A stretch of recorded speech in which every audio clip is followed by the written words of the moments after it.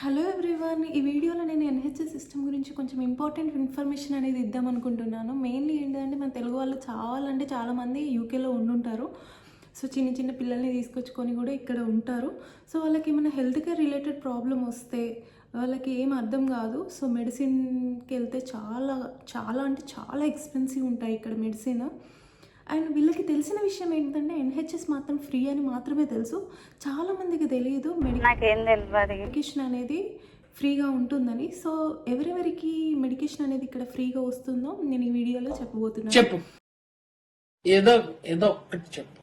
So mainly under 16 years వాళ్ళకి and above 60 years వాళ్ళకి medication అనేది ఎన్‌హెచ్‌ఎస్ అనేది ఫ్రీగా ఇస్తుంది.